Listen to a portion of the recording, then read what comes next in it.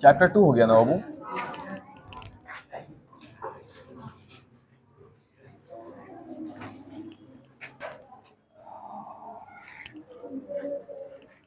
बहुत डरावना चैप्टर है बाबू। हाँ, पहला वाला चैप्टर से थोड़ा सा मैंने इसमें परिभाषा वगैरह ज्यादा है पहले वाले चैप्टर की तुलना में, इसलिए हमको ये चैप्टर थोड़ा जरूरी लगेगा, ध्यान रखना पड़ेगा इस चैप्टर का। हाँ हमेशा, है ना। पहला चैप्टर जब आप लोग का एंड होगा तो हर बार वही 2 पेज जैसे हम लोग छोड़ते हैं, 2 पेज ब्लैंक कर दीजिए, है ना। तो राहुल पढ़ने का मन है ना बाबू। कल कौन कौन नहीं आए थे लड़का लोग में इस तरफ से बाबू, कारण क्या है तुमको नहीं आने का? चलो तुम जी, तुम बाबू शादी, हाँ तुम तो जाओगे। और कौन था? बस ठीक है। हाँ तुम बाबू, तुम तो लगता कल आए था। कल नहीं? अच्छा, इधर लड़कियों में सब आए थे। वाह, याद बात करने भी दिए थे? कुछ नहीं दिए थे। अच्छा ठीक है, यहाँ देखो चैप्टर का क्या नाम है इकोनॉमिक्स में।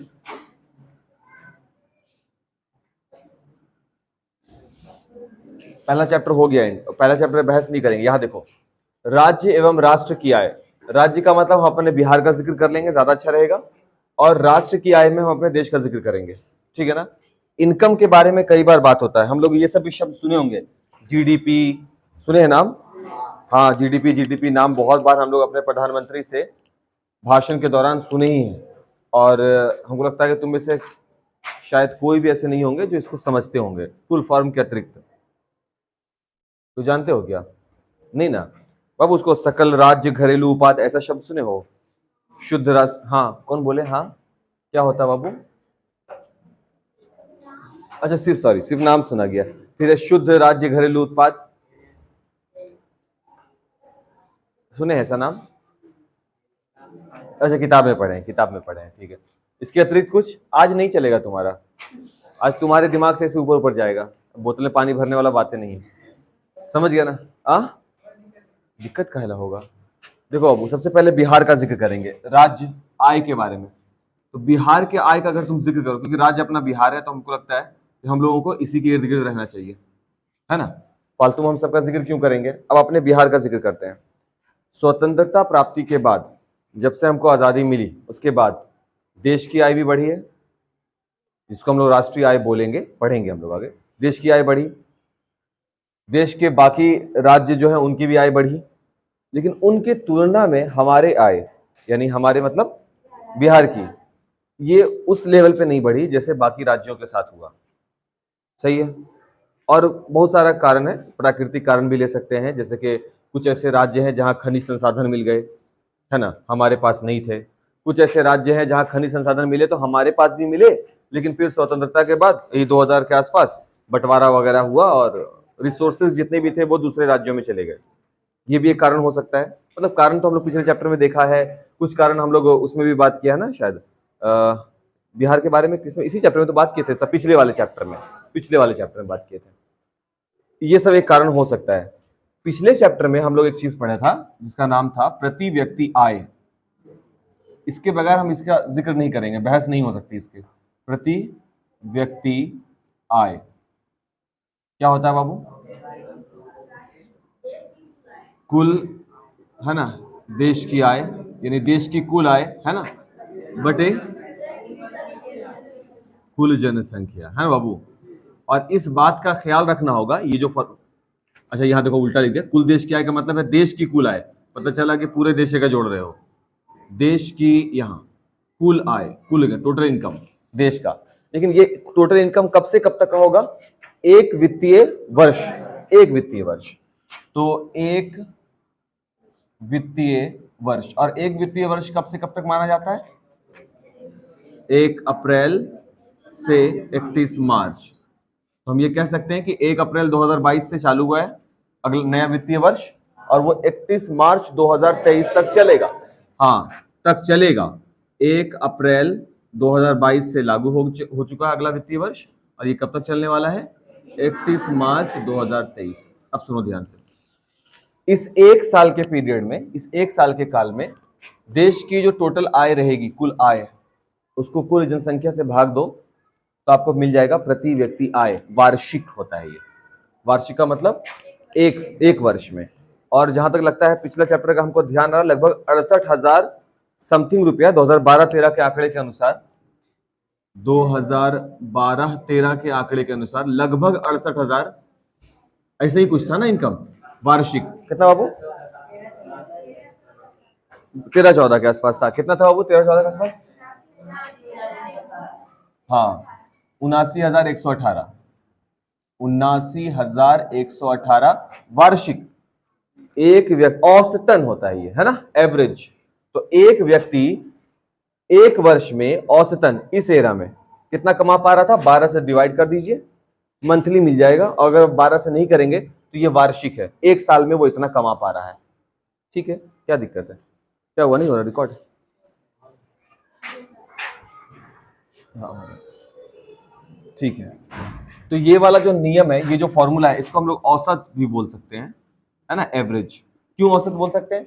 क्योंकि इस जनसंख्या में क्या तुम्हारा काउंट हुआ है कि नहीं हुआ है? हम सब काउंट है, जबकि हम लोग तो बेरोजगार है, मतलब तुम लोग तो विद्यार्थी हो, अब तुम तो नहीं कमा रहे अभी, लेकिन तुम्हारे यहाँ पर औसत में तुम भी काउंट हो गए। समझ गए ना? तो यहाँ पे सब काउंट हो चुके हैं। अब ये मत बोलोगे कि मेरे पड़ोसी वाले जो तो महीने में अकेले इतना कमा रहे हैं और आप वार्षिक बता रहे हैं। तो क्योंकि इसमें हम लोग भी तो ऐड हो गए ना, हम लोग जो ऐड हो गए, तो इसका मतलब है कि जनसंख्या बढ़ा दी है। तो जैसे जैसे अभी ये तो मैथ है ना, देखो इसको क्या बोला जाता है, इसको समझो, इस मैथ को पढ़ो। प्रति व्यक्ति आय, ध्यान से देखिएगा, अगर देश की कुल आय बढ़ जाए, है ना, अगर देश की कुल आय बढ़ेगी, प्रति व्यक्ति आय बढ़ जाएगी जैसे जैसे। और अगर देश की आय को हम घटा दें, अगर देश की आय को हम घटा दें तो प्रति व्यक्ति आय भी क्या होगी? घट जाएगी। इसी का उल्टा है, देखो ये नीचे वाला इसके साथ उल्टा चलता है, यानी व्युत क्रम पे चलता है। अगर कुल जनसंख्या बढ़ेगा, घट जाएगी, हाँ बिल्कुल। और अगर जनसंख्या कम होता, बढ़ी हुई होती। मतलब मैथ समझ में आया?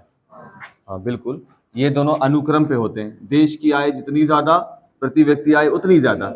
देश की जनसंख्या जितनी कम, प्रति व्यक्ति आय उतनी ज्यादा। दो फैक्टर पे डिपेंड करता है। अगर प्रश्न आ जाए कि प्रति व्यक्ति आय अगर हम निकालना चाहते हैं, ये किन किन कारकों पर निर्भर करता है, इसका जवाब होगा कि ये एक तो टोटल इनकम देश का, उस पर डिपेंड करता है, और साथ ही ये उस देश की कुल जनसंख्या पर। तो देखो, आजादी के बाद ऐसा तो नहीं था कि हाथ पे हाथ धर के लोग बैठे हुए हैं। 47 से लेकर के आज तक देश की आय में तो हर दिन बढ़ोतरी हुई है, हर दिन कुछ ना कुछ तो बढ़ा ही है, लेकिन उससे दुगना गति से बढ़ा है क्या चीज?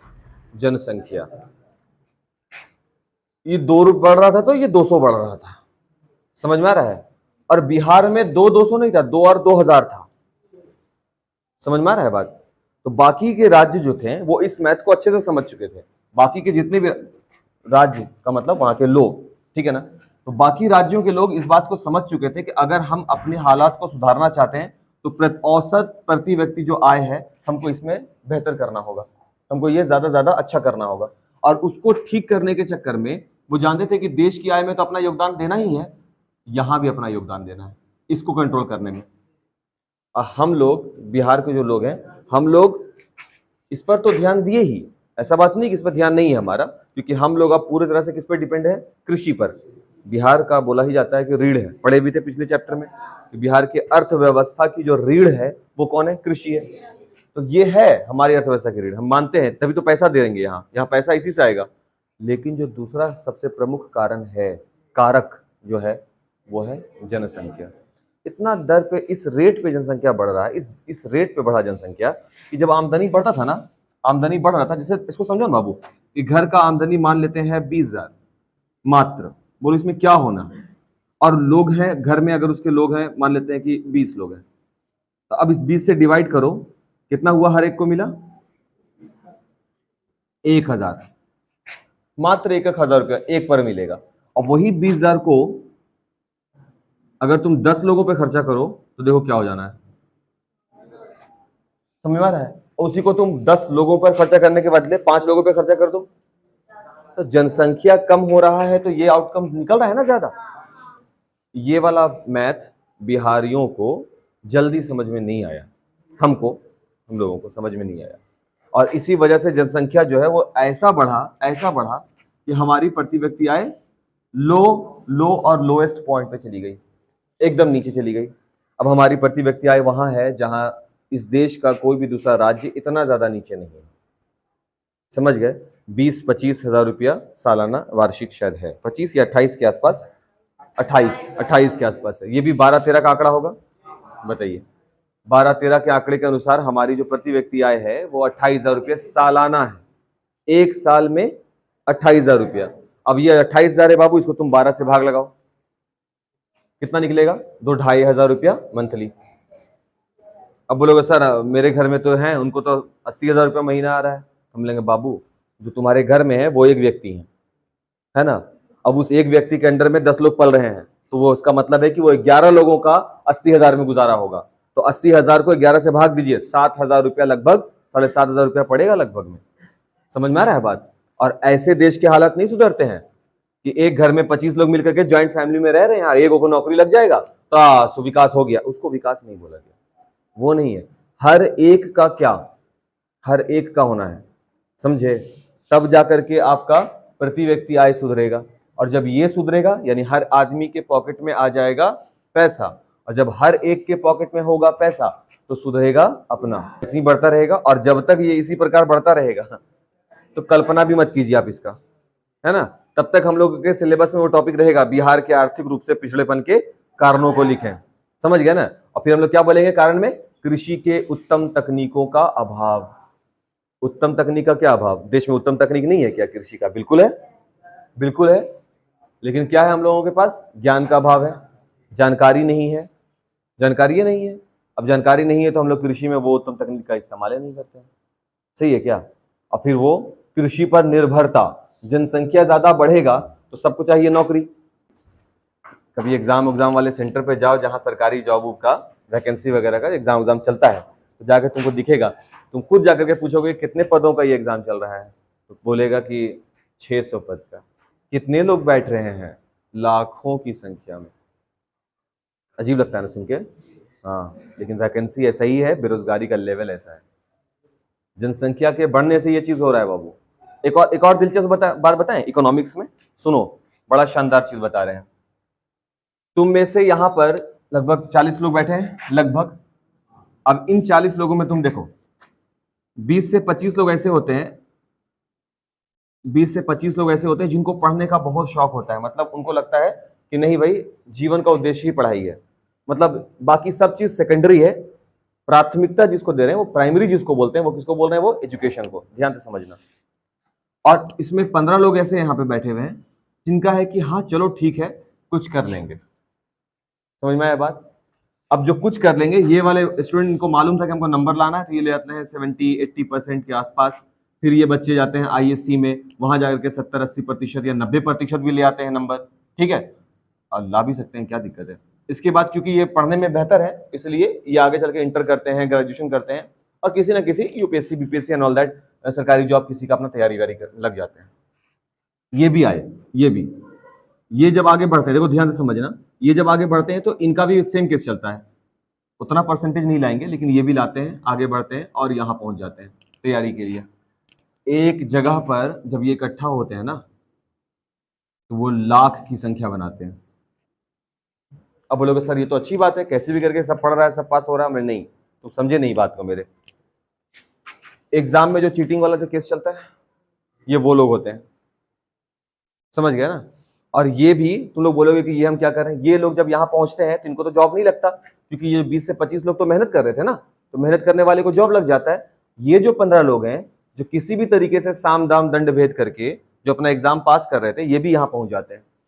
और ये 15 लोग यहाँ पहुंचे हैं एक जगह से, और भी अलग अलग जगह से पढ़कर ऐसे 15-15 लोग पढ़कर 15 लाख बन जाते हैं। और ये 15 लाख लोगों को कभी भी रोजगार नहीं लगता है। क्यों नहीं लगेगा? पढ़ने में नहीं थे बेहतर। और यही लोग देश में क्या साबित करवाते हैं? बेरोजगारी का स्तर। देखिए देश में कितनी बेरोजगारी है, तुम सोचो, क्या सारे के सारे लोगों को नौकरी लग सकता है? उतना वैकेंसी है देश में, उतना ज्यादा कहीं नहीं होगा देश में, क्या कहीं नहीं हो सकता है। 15-15 लाख लोग फॉर्म भरते हैं, हाँ, 1000-1200 का वैकेंसी होता है, सही है बात। और अलग अलग स्ट्रीम और भी दूसरी चीजें होती हैं जहां भर करके नौकरी ले सकते हैं। अब ये लोगों को जो नौकरी नहीं लगा, ये लोग क्या साबित करवाते हैं? बेरोजगारी का स्तर। नहीं कहलाएंगे? बेरोजगार बेरोजगार बेरोजगार। आप क्वालिटी अपना लाए? आप क्वालिटी लिए? नहीं लिए आप। यहां से भी बेरोजगारी का स्तर बढ़ा, यहां से भी दिखेगा। और जाहिर सी बात है, अगर इनको कुछ अच्छा सा पैसा वैसा आने लगेगा तो देश की आय में ये अपना योगदान देंगे, लेकिन साथ ही जनसंख्या भी तो देखो। क्या नहीं देखेंगे जनसंख्या? अगर यहां पर से 20 लोग कमा रहे हैं 10,000 के हिसाब से, तो 20 गुने 10,000 कर दीजिए। अब भाग दीजिए कितने लोगों से? 40 से, क्योंकि 40 लोग थे टोटल। तो उनका जो आमदनी है सिर्फ 20 लोगों का होता तो 20 गुने 10,000 होता, तो काफी अच्छा आमदनी लगता देखने में। लेकिन अब क्या है, 20 गुने 10,000 बटे 40, लोगों की जनसंख्या बढ़ गई है। समझ में आ रहा है बात? जनसंख्या के बढ़ने से ऐसा हो रहा है। फिर एक टॉपिक आया कि चलो भैया, अब आपने बिहार के बारे में बात कर लिया, राज्य के बारे में बात कर लिया है, क्या कि इसकी स्थिति में सुधार करना चाहते हैं तो दो कंडीशंस हो सकते हैं। एक, उत्पादन में भी योगदान देना होगा, है ना? मतलब खाली जनसंख्या को रोक लेंगे तो क्या उससे प्रति व्यक्ति आय बढ़ने वाली है? नहीं भाई, सिर्फ जनसंख्या को रोक करके प्रति व्यक्ति आय बढ़ जाए तो क्या बात, लेकिन ऐसा है नहीं। उत्पादन में भी योगदान देना पड़ेगा। तो कृषि पे अगर हमारी निर्भरता है तो सिर्फ कृषि पर नहीं रहना है, कृषि से जुड़ने वाले उत्पाद को बनाना होगा। नहीं देखेंगे, सही है, अभी तक पिए नहीं इसको।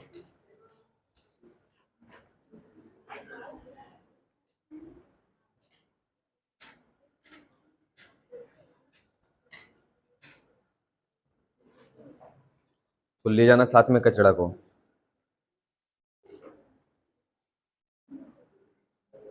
रात में पढ़ाई किए थे, होमवर्क नहीं दिए थे तो बाबू?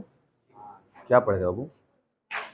हाँ, मैथ। तुम लोग बाबू टेस्ट का निकाल दिए डेट, और मेरे पास वो नहीं है, गम नहीं है, वरना गम अगर होता तो हम चिपका देते उसको वहां पे। गम है नहीं।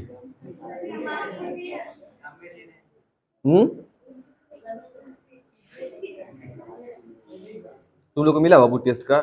मिल गया है, ठीक है। जो लोग ऑनलाइन, उनको तो दिख गया होगा मैसेज, जो ऑफलाइन है उनको भी दिख जाएगा, अभी हम चिपका देंगे यहाँ पे।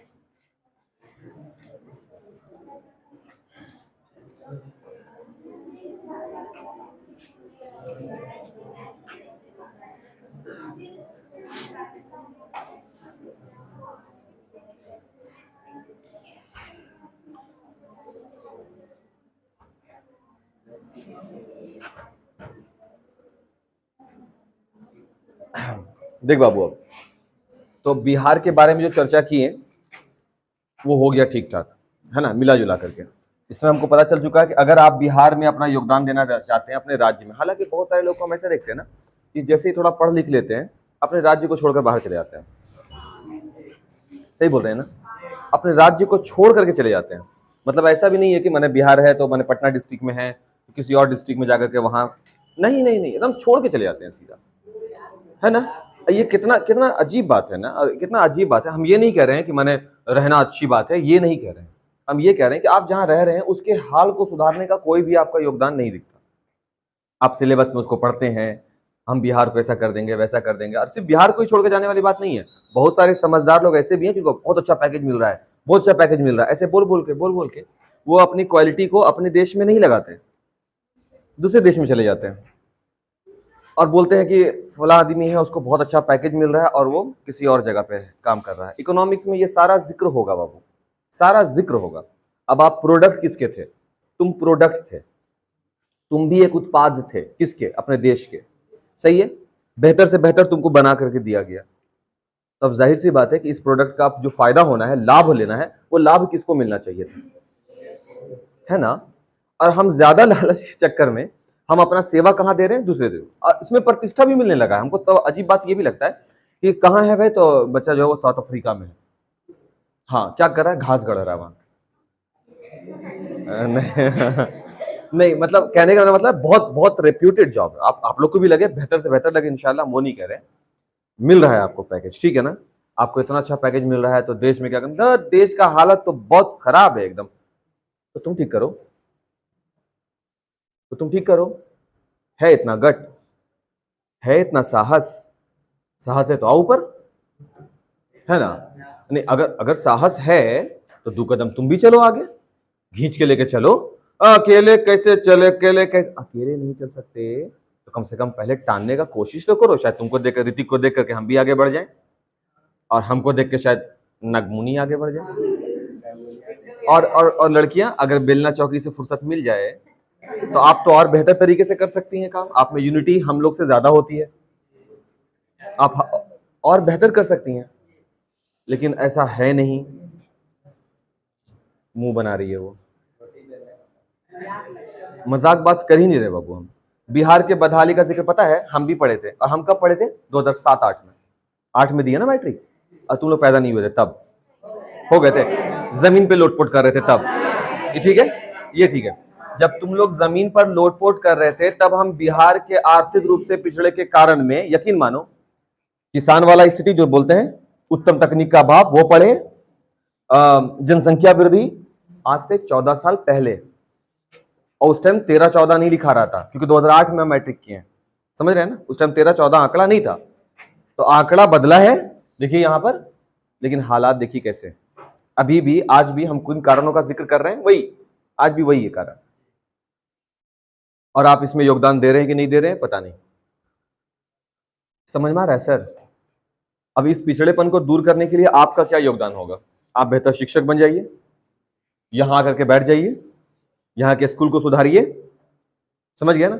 जैसे आप यहाँ के स्कूल को सुधारेंगे तो जो उसका प्रोडक्ट होगा, प्रोडक्ट कौन? स्टूडेंट, है ना, वो सुधर जाना है। जब वो सुधरेगा तो उसको सही और गलत इसको वो समझने लगेगा, ये चीज आय क्या है और जनसंख्या क्या है, और दोनों फैक्टर किस प्रकार से जुड़ा हुआ है एक दूसरे से, ये दोनों एक दूसरे से जुड़ा हुआ है ना? अब ये दोनों फैक्टर जुड़ा है, तो ये बात अगर बच्चा समझ जाए तो वो आगे चलकर अपना योगदान कंट्रीब्यूशन दे सकता है। बहुत सारा ऐसा बच्चा है जो इंजीनियरिंग वगैरह करने के बाद थोड़ा सा पैसा 10-15 हजार रुपये आगे पीछे होता है, भाग जाता है। कारण भी है ना, बेरोजगारी इतना था, गरीबी भी इतना रहा है ना बिहार में, कि थोड़ा सा भी पैसा वैसा अगर आगे पीछे 5,000 रुपया ज्यादा कम होता है ना, तुरंत दूसरे राज्य में चला जाता है।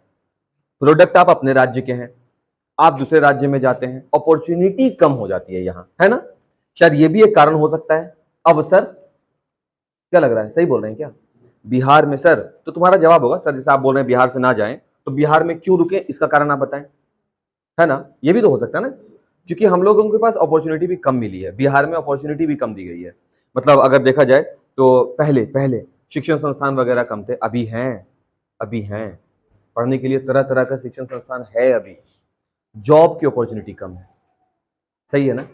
नौकरी के लिए जैसे फैक्ट्री वगैरह होता है जहां पर काम मिल सके थोड़ा, वो कम है। भूगोल में हम लोग पढ़ रहे थे कि कुछ एक जो फैक्ट्री वगैरह था उसका क्या हुआ, वो भी बंद हो गया या बंद होने के कगार पर है। और कारण क्या लिखा गया?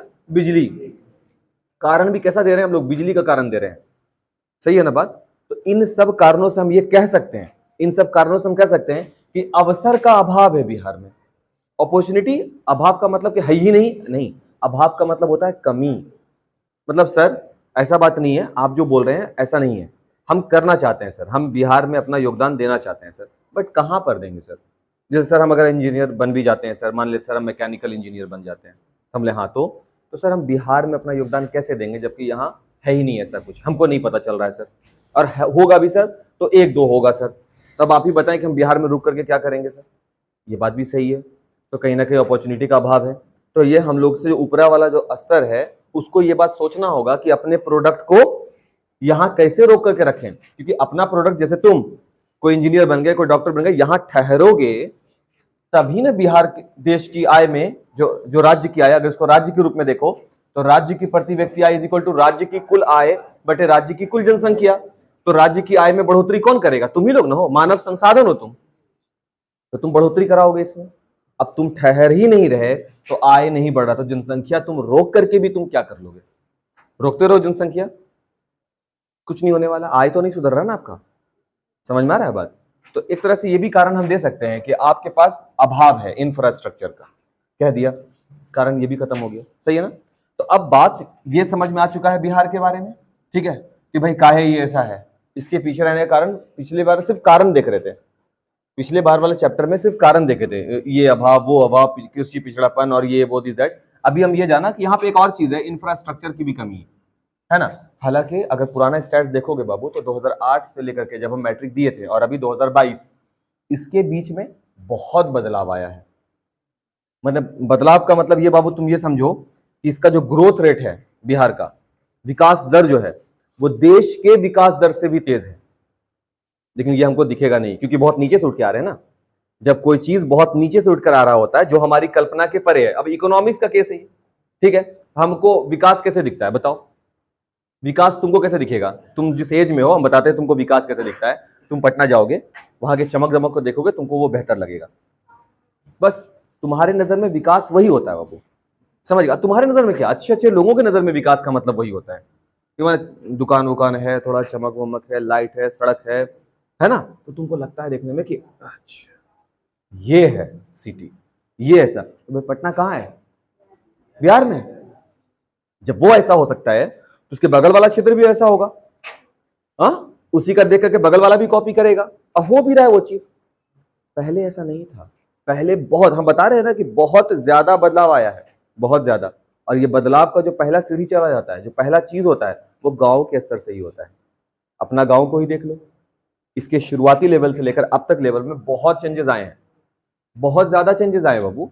पढ़ाई को भी तुम देख लो, सबसे बेहतर है ना गांव के बच्चे लोग। और क्या होता है? पहला एक पढ़ाई और दूसरा खेलना, सही है ना? किसी का भी खेत हम लोग हड़प लेके खेलना शुरू कर देते हैं तुरंत। होगा अखिलेश, नींद आ रहा बाबू, तकिया ला के दोगा अखिलेश को? अखिलेश लेट बाबू, फालतू फालतू बात कर रहे हैं, ऐसी औंगते औंगते तो बिहार का ही हाल है। इसी नींद में रहने के चक्कर में हम लोग का ये हाल है बाबू। और अभी और तुम सो रहे हो। अरे बाप रे बाप, कहाँ रात में कहाँ थे बाबू? हैं? शादी में थे? तुम्हारा घर में था बाबू शादी? हैं? बगल में था? बगल की शादी में कौन रात भर जागता है यार? कहा है वो एकदम गंजन उसका हुआ है। लेकिन ठीक है, ये जब तक ग्रीन लाइट जल रहा है ना, जब तक ग्रीन जल रहा है तब तक हम लोग कनेक्टेड है, ये अच्छा है। ये चाइनीज प्रोडक्ट है। अब चाइनीज प्रोडक्ट का देखो, इसका क्या केस है, ये भी इससे जुड़ा हुआ है। क्या ये देश की आय में अपना योगदान देगा ये चाइनीज प्रोडक्ट? हाँ देगा। यही तो बोलते हैं कि यही तो सीखना है। तुमको न्यूज चैनल वाला ठेठ सिखा के चल दिया, चाइनीज वस्तुओं का बहिष्कार करो। तो तुमको क्या लगा होगा कि परसों रात में हम चीन गए हैं इसको लाने के लिए? तो फिर ये आया कैसे मेरे पास? सर आप बस बोतल बांधे, बाकी काम हमको छोड़ दें। समझ रहे हो कैसे आया होगा ये मेरे पास चीन का सामान? गवर्नमेंट के थ्रू गवर्नमेंट परचेज करती है सामान। उसके बाद सुनो ध्यान से, अपने लोगों को उपलब्ध कराने के लिए गवर्नमेंट, समझते हैं गवर्नमेंट का मतलब? हाँ सरकार, हाँ सर भी और कार भी। और उसके बाद सुनो ध्यान से, उसके बाद गवर्नमेंट उस पर अपना टैक्स रखती है। जब हम ये सामान को 6000 के रेंज में खरीदा तो इसका ये मतलब नहीं था कि 6000 ऐसे गया जाके गए चीन के सीधे इकोनॉमी में, उसके अर्थव्यवस्था में जाकर 6000 लग गया, ले 6000 ताज के यहां से आया। ऐसे थोड़ी ना, ऐसे नहीं। इसका जो प्राइस रहा होगा वहां के मार्केट में, उस मार्केट पर थोड़ा सा टैक्स वैक्स लगा करके इस चीज को यहां उपलब्ध कराया गया। हम जब इसको परचेज किए तो पूरा का पूरा पैसा गवर्नमेंट के हाथ में जाता है। उसके बाद उस पैसा से जो शेयर उनका होगा, किनका? जहां का ये प्रोडक्ट है उनको जाता है, और बाकी सरकार के पास रहता है। कहां के सरकार के पास? अपने देश के। समझ में आया? अब बोलते चीनी वस्तुओं का बहिष्कार करे और अपने घर से एलईडी टीवी ऐसे नुकार कैसे तोड़ते हैं, उसको पटकते गा, आज से चीनी सामान नहीं रहेगा घर में। कैसे समझाओगे बताओ उनको? क्या लगता है कि राताराती चीन से जाके वो टीवी लाया गया होगा? अब कैसे समझाया जाए कि ये पैसा किसका था? गवर्नमेंट का, अपनी गवर्नमेंट का था। हम लोग इसे बोलते हैं ना कि चीन का सामान नहीं लेंगे, सपोज कि चीन नहीं लेंगे, तो जो देश में आ गया ना, गवर्नमेंट उसका पे कर चुकी है। तो अगर आप वो सामान नहीं ले रहे हैं तो असल में देखा जाए तो आप देश की आय को ग्रीन वाला लाइन दे दिए, मतलब उल्टा। समझ गए? अब ये उल्टा दे दिए तो ये वाला खेला, उस दुकानदार को जाके देखो तो बिक्री खत्म, उस एजेंसी को देखो तो उसका बिक्री क्या हो गया? खत्म। तो वो सामान पड़ा पड़ा बर्बाद, भंगार हो गया वो सामान, अगर आप बहिष्कार कर दिए तो। नहीं आना का मतलब क्या होता है? हम उसको आयात ही नहीं करेंगे, यानी इंपोर्ट ही नहीं करेंगे, हम लाएंगे ही नहीं। समझ में आया बात? अब दुकान में जैसे सामान आ गया तो टैक्स पे हो चुका है, गवर्नमेंट उस चीज को रख चुकी है देश में, देश के भौगोलिक सीमा के अंदर आ गया ना चीज। तब देश के भौगोलिक सीमा के अंदर आ गया मतलब देश के इनकम में उसको काउंट कर लिया गया है। अब आप बस कैश कराना है, आपसे बाकी है, और आपसे कैश कराने के लिए आपको वो परचेज करना है। अगर जरूरत है तो फालतू में क्यों करेंगे? समझ में आया बात? अब उन लोगों को समझाना है। तो आज तुम लोग ये बात समझ गए कि भाई सर बॉर्डर के अंदर अगर ये आ चुका है, वो दीपावली वगैरह के टाइम में ये सब हल्ला होता है, कि वो जो चाइनीज लाइट वगैरह नहीं लेंगे। अब तुम सोचो यार, तुम सोचो, वो चाइनीज लाइट आप नहीं लेंगे तो इससे चीन की अर्थव्यवस्था को आप खराब करेंगे, बताइए। उससे चीन की अर्थव्यवस्था खराब हो जाएगी। भाई वो आपके देश में आ चुका है, जब वो आपके देश में आ चुका है तो हम कैसे समझाएं कि अब उसका पैसा कौन देगा, कौन भुगते? गवर्नमेंट पैसा लगा चुकी, इसका मतलब है कि इन्वेस्ट किया जा चुका है। अब उसको समझे में नहीं आ रहा तो कैसे बाबू? वही ना बोले कि शिक्षा रहता तब ना बात होती, शिक्षा है ही नहीं। अब नॉलेज रहेगा तो नॉलेज के बाद सारा का सारा गेम होता, बट नॉलेज ही नहीं है तो कैसे काम चलेगा? क्लियर हुआ कुछ? हाँ, सब इकोनॉमी में बात होगी, सारी चीजें, ये सारी चीज इकोनॉमिक्स, हर एक पॉइंट। बताइए, चैप्टर बहुत छोटा है, 4 से 5 क्वेश्चन वाला चैप्टर है ये। इसमें अभी हम तुमको बताएंगे प्रति व्यक्ति आय, फिर से बात होगी प्रति व्यक्ति आय और राष्ट्रीय आय में क्या संबंध है। राष्ट्रीय आय आप समझ लीजिए, इन दोनों को संबंध। प्रति व्यक्ति आय होता है किसी देश के लिए, प्रति व्यक्ति आय होगा देश की कुल आय में से उस देश की कुल जनसंख्या को भाग लगाना, और उसके बाद जो भागफल मिलेगा वही क्या कहलाएगा? प्रति व्यक्ति आय। राष्ट्रीय आय क्या होगी? एक वित्तीय वर्ष। कौन सा वित्तीय वर्ष? क्लियर हो गया बात? इस वित्तीय वर्ष में हमारे देश में बहुत सारी चीजों का उत्पादन किया जाएगा, जैसे कि कपास से सूती कपड़ा, खादी ग्राम उद्योग भवन, खादी का सूट वूट बनेगा है, ये टेबल, ऐसा ऐसा चीज, ये ऐसा स्केच पेन, सब चीज बनेगा, ठीक है ना। बनने के बाद इन सब चीजों का बिक्री होगा, इसका खर्चा निकलेगा, वो पैसा किसके पॉकेट में जाएगा? गवर्नमेंट के, सरकार, यानी सरकार के पॉकेट का मतलब देश के पास जाएगा पैसा। और ये पैसा जब देश के पास पहुंचता है तो उसको कहा जाता है राष्ट्रीय आय। अभी सुनना क्या है, इसको बोला जाता है कुल राष्ट्रीय आय, टोटल इनकम। और कुल राष्ट्रीय आय में ध्यान से सुनोगे क्या क्या बात हम कह रहे हैं। शर्ट आप जब परचेज करते हैं, शर्ट जब आप खरीदते हैं, शर्ट समझते हैं ना? हाँ देखे हो ना? हाँ ठीक है, ऐसे देख रहा है। शर्ट जो हम खरीदते हो वो क्या होता है? Shirt, T shirt. हाँ नागमुनि को तुम देख लो, बेस्ट एग्जांपल है यार तुम लोग के पास। लड़का सिर्फ लड़का नहीं है, ये एक उदाहरण है इस क्लास का। महिला नहीं, अच्छा सुनो बाबू, तो देश, अब हम जैसे शर्ट लिया, परचेज किया, शर्ट खरीदा, तो शर्ट खरीदने के लिए हम 1200-1300 रुपया पेड किया। 12-13 तो होता है ना लगभग दम, 1200-1300 रुपया शर्ट के लिए पेड किया।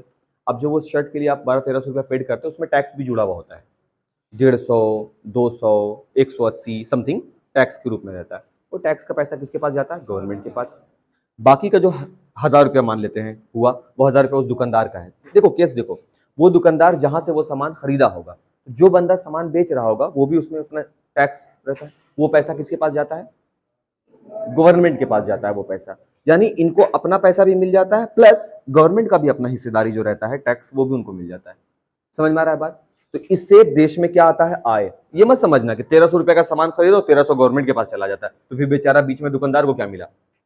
समझ में आ रहा है ना बात? आपको ऐसे देखना है कि सभी चीजों में टैक्स जुड़ा हुआ है। अभी हम कुछ दिन पहले ही बोल रहे थे, चिप्स उप्स के पैकेट में भी सभी में कुछ ना कुछ परसेंट तो रहता ही है, तो वो आप पे कर रहे होते हो, जाने अनजाने वो चल रहा है, पे हो रहा होता है। आप होटल में जाते हैं, खाते हैं, वहां भी रहता है, सही है ना? हर जगह सामान परचेस कर रहे हो, वो भी बिल देता है, तो वहां भी देखेंगे आप, पढ़े हो कभी मॉल में जाने के बाद जो आता है उसमें देखोगे टैक्स लिखा रहता है। तो टैक्स तो हर जगह है, हर जगह। तो वो पैसा जो देश में कुल हो रहा है आम इनकम, अब वो शर्ट मान लेते हैं कि आपके ही देश के कंपनी से बना हुआ है, कोई भी, क्लियर? अब जब वो चीज बना, वो चीज मिला आपको, तो वो देश का इनकम कहलाता है, देश का, अपने देश का, भौगोलिक सीमा के अंदर, सही है। हम यहां पर जिक्र कपास का नहीं कर रहे हैं, हम जिक्र किसका कर रहे हैं? उस कपास से बनने वाले शर्ट का, समझ गए? हम बात प्लास्टिक की नहीं करेंगे, बात किसकी करेंगे? स्केच पेन की, 30 रुपया। हम बात इंक का डब्बा का नहीं करेंगे, हम बात करेंगे इंक का। कैमरा, मोबाइल फोन, ये वो जो दिस दैट है, इसका बात बिल्कुल भी नहीं करना कि कहां से आ रहा है, देश के भौगोलिक सीमा के अंदर आ गया है, बात खत्म। समझ में आ रहा है ये चीज? अब इसको तुम समझो एक चीज, तो अगर बाबू हम शर्ट का बात करें, तो ये जो अंतिम उत्पाद का जिक्र किया जाता है, अंतिम उत्पाद, ध्यान से रखेंगे। तो एक शर्ट के केस में अगर देखा जाए तो प्रारंभिक शुरुआती उत्पाद क्या होता है? कपास, माने फसल का बोना, बीज लगाना, उर्वरक देना और पानी देना, ये सब भी है ना। इस सब में खर्चा आएगा कि नहीं आएगा? क्या बाबू सही बोल रहे हैं? हम देखो बताते हैं कुछ चीज। गन्ना का है मेरे पास फैक्ट्री, और वो सार्वजनिक फैक्ट्री है, मतलब वो सरकारी फैक्ट्री हो, समझना सिर्फ बात को। एक सरकारी फैक्ट्री है, वो फैक्ट्री किस चीज की है? गन्ने की। और उससे आमदनी हो रहा है गवर्नमेंट को साल में, वो जो भी आमदनी होगा पैसा, और वो आमदनी कैसा होगा कि गन्ना जाके फैक्ट्री में डाल देंगे और आमदनी हो जाना है, नहीं, गन्ना से चीनी बनेगा। सही है बाबू, चीनी के बिक्री से जो आमदनी होगा, पैकेट बाय पैकेट बनेगा, और वो बिक्री से जो आमदनी होगा वो है अंतिम उत्पाद। कौन है अंतिम उत्पाद? चीनी। समझ में आ रहा है बात? वो अंतिम उत्पाद कुल मिलाकर जो आय देगा एक साल के अंदर, पूरा चीज, चीनी भी आ गया, शर्ट भी आ गया, स्केच पेन भी आ गया, मोबाइल फोन भी आ गया, कप आ गया, ये सब चीज जो देश में है, एक वित्तीय वर्ष में इससे जो आमदनी देश को होता है वो क्या कहलाएगा? कुल राष्ट्रीय आय। कुल राष्ट्रीय आय, बात समझ में आया? और इन सब चीजों में जिक्र किसका होता है? अंतिम उत्पाद का। चीनी, गन्ना का जिक्र नहीं कर रहे हम। समझ में आया बात? अब समझोगे। चीनी आया कहां से? गन्ना से। गन्ना कहां से आया? खेत से। खेत में गन्ना कहां से आया होगा? बीज, सही है ना? बोने से, उसमें उर्वरक देना पड़ा, सिंचाई करना पड़ा होगा, टाइम टू टाइम रखवाली करने के लिए एक व्यक्ति को रखना पड़ा होगा। इन सब में खर्चा आया कि नहीं आया? तो खर्चा को नोट करो। एक आदमी यहाँ पे मोहित बैठ गया है खर्चा नोट करने। शर्ट आया तुम्हारे पास, शर्ट कैसे आया होगा गवर्नमेंट के पास? तुम ये सोचो। कपास, कपास कहां से आया? खेत में वो चीज कहां से आया? बीज, उर्वरक, सिंचाई। समझ गए बात को? खर्चा जोड़िए। ऐसा ऐसा खर्चा को भी अगर तुम जोड़ोगे, क्योंकि घिसाई वगैरह में तो खर्चा तो होगा, अब उस खर्चा को तुम कुल राष्ट्रीय आय में से घटा दो। यानी कि क्या हम बोले मैथ में, कि मैथ के रूप में है ना, कुल राष्ट्रीय आय में से क्या घटा दीजिए? खर्च। किस चीज का खर्च है ये? इसको बनाने में, इस अंतिम उत्पाद को बनाने में जो भी खर्च आया उसको घटा दीजिए। तब जो आपको मिलेगा ना वो कहलाएगा शुद्ध राष्ट्रीय आय। और तुम्हारा किताब भी स्पष्ट रूप से यह बात कह रहा है कि असल में कुल राष्ट्रीय आय से कहीं ज्यादा बेहतर है कि आप शुद्ध राष्ट्रीय आय कैलकुलेट करें, क्योंकि यह असल में इनकम बताएगा। नहीं बताएगा? देश की कुल राष्ट्रीय आय 15,000 करोड़ है, हम बोल दिया, और बाप रे 15,000 करोड़ रुपया एक वित्तीय वर्ष में हुआ है देश में। लेकिन हमको उसमें क्या करना चाहिए था? एक्चुअल में उन खर्चा को हटाना चाहिए था। कौन से खर्चा? देश मान लेते हैं नया ट्रेन लागू किया, तो भाई ट्रेन का डब्बा अचानक से टपक तो नहीं गया ना, उसको बनाने में लौह उद्योग में जो खर्चा हुआ, घिसाई करना पड़ा, मढ़ाई करना पड़ा, पेंटिंग करना पड़ा, ये सब खर्चा नहीं घटाओगे? लागत को घटाइए पहले आप। इन्वेस्ट जो किया, कोई भी है, प्रॉफिट तुम कब देखते हो? कोई बिजनेस खोलोगे, प्रॉफिट कब होता है तुमको? आमदनी में लागत घटाएंगे तब जो बचेगा वो प्रॉफिट है। तो आपको कुल राष्ट्रीय आय नहीं सीधे बोलना चाहिए, आपको हमेशा शुद्ध राष्ट्रीय आय, कैलकुलेशन आपका किसमें होना चाहिए? शुद्ध राष्ट्रीय आय में। समझ में आ रहा है बात? यही है।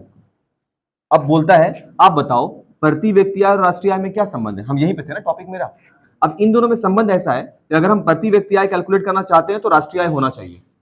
देश की आय का मतलब क्या है? राष्ट्रीय आय। अब राष्ट्रीय आय होगा तब हम समझ जाएंगे कि राष्ट्र की आय के बढ़ने से प्रति व्यक्ति आय डायरेक्ट संबंध है, नहीं है, डायरेक्ट संबंध है। और हम आसानी से यह बात समझ सकते हैं कि ये दोनों कहीं से ना कहीं एक दूसरे से जुड़े हुए हैं, रिलेटिविटी दिखलाते हैं। मतलब एक दूसरे से, हिंदी में क्या बोलेंगे रिलेटिविटी को? संबंध, संबंध दर्शाते हैं। समझ में आ रहा है बात? और जब जब हम लोग बात देश की आय का करेंगे तो हम लोग हमेशा अंतिम उत्पाद का जिक्र करते हैं। हमेशा जब हम लोग बात करेंगे कि कपास, तो कपास नहीं बोलेंगे, हम बोलेंगे शर्ट, उससे बनने वाला वो जैसे कोई गमछी है ना, सूट, जो जो जो लास्ट में बनता है, जो लास्ट उत्पाद बने, कि उससे ज्यादा आगे कुछ नहीं हो रहा है। शर्ट के बाद ये जो है टी शर्ट नहीं बन जाएगा ये शर्ट। समझ में आ गया ना? तो वो जो राष्ट्रीय उत्पाद है, वो जो राष्ट्रीय उत्पाद आपको मिला वही है आपका रिजल्ट। समझ में आया? लेकिन उस राष्ट्रीय उत्पाद, जो अंत वाला जो अंतिम उत्पाद मिला, उस अंतिम उत्पाद के बनने में आपको जो खर्चा करना पड़ता है उसको घटाना होगा, तब जाकर के शुद्ध राष्ट्रीय आय मिलेगा। यहां तक बात समझ में आ गई? कोई दिक्कत नहीं। आज हम लोग 2-3 बात किया है। पहला, प्रति व्यक्ति आय। जब हम देश की, अगर प्रश्न में आ गया एग्जाम में राज्य के प्रति व्यक्ति आय बताइए, तो बोलेंगे क्या? राज्य की कुल आय बटे राज्य की कुल जनसंख्या। बिहार की प्रति व्यक्ति आय कम होने का क्या कारण हो सकता है? तो वही सर, सबसे पहला कारण, हाँ बिल्कुल, जनसंख्या का बड़ा होना। जनसंख्या ज्यादा है तो ये एक सबसे प्रमुख कारण है, सबसे प्रमुख कारण है। दूसरा है शिक्षा का अभाव है, कृषि पर बहुत ज्यादा हम लोग का डिपेंडेंसी है, ये सारी चीजें। और दूसरा एक है पलायन भी बहुत ज्यादा है, हाँ, क्योंकि यहां पर इंफ्रास्ट्रक्चर, हिंदी में क्या बोलेंगे इसको?